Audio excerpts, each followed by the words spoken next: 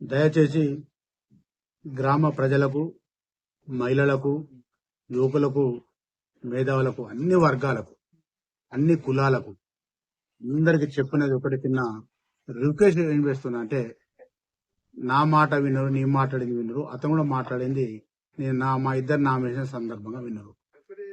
అతను అంటే అప్పుడు ఉన్న అభ్యర్థులల్లా ఎల్లండి ప్రకాష్ గారు ఏమన్నారు, నేను ఒక్క రూపాయి కూడా అవినీతి చేయలేదు, అవినీతి చేస్తే అసిద్ధం తిన్నట్టు, ప్రజల పీ తిన్నట్టు అని చెప్పి మాట్లాడాను.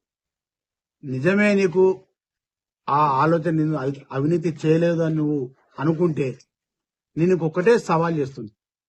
నువ్వు సర్పంచ్ గా ఉన్న కాలంలో, నేను ఎంపీటీసీగా ఉన్న కాలంలో, మా ఆవుల శ్రీనివాసు, మా వార్డు సభ్యులు అందరూ, మీ టీం వాళ్ళందరూ మీ సభ్యులు ఉన్న కాలంలో నువ్వు కొన్ని రకాల కారణాలు వివరించడం వలన నీ మీద మేము కాంప్లైంట్ చేసాం. 1 సంవత్సరం కాలంకే ఆ కాంప్లైంట్ చేస్తే నీ మీద చట్ట ప్రకారంగా విచారణ జరిగింది. ఆ విచారణ సందర్భంగా 18 లక్షల రూపాయలు 1 సంవత్సరంలో గ్రామ పంచాయతీ దోచిండు, తిన్నడు అని చెప్పి చట్ట ప్రకారంగా నోటీసులు ఇచ్చారు. ఆ నోటీసులు ₹2 అయితే నేను సస్పెండ్ ఎదురు, చట్ట ప్రకారం 18 లక్షలు కాబట్టి సస్పెండ్ చేస్తే పైసలు ఖరాబ్ అవుతాయి, గ్రామం నష్టం పోతుందని చెప్పి నీకు రెవెన్యూ రికవరీ చట్టం కింద నోటీస్ ఇచ్చారు. ఆ రెవెన్యూ రికవరీ చట్టం ఇప్పుడు నేను కంప్లీట్ చేస్తే నీ నామినేషన్ కోర్టులు పోతుంది. కానీ నీ నామినేషన్ నేను కంప్లీట్ చేయదలుచుకోలేదు. నేను ప్రజల దగ్గర చేసుకోదలుచుకున్నా. నువ్వు నిజంగా నేను నిజాయితీ పరుడు అయితే ఆ నోటీసు నాకు రాలేదు, అని చెప్పి ప్రజల ముందు పెట్టు. రేపు నేనే పెడతా నీకు. ఇప్పుడు నీ కాంప్లైంట్ నువ్వు చేయదలుచుకోలేదు, నామినేషన్ కొట్టేయదలుచుకోలేదు.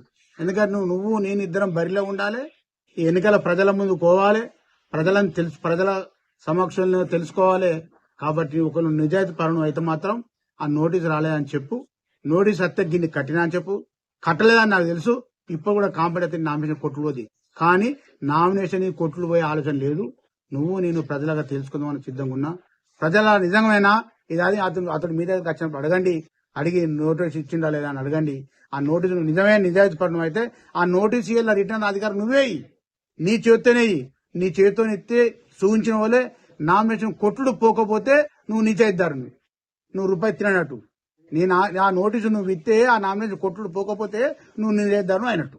దయచేసి గమనించవలసిందిగా ప్రజలందరినీ కోరుతా ఉన్నా.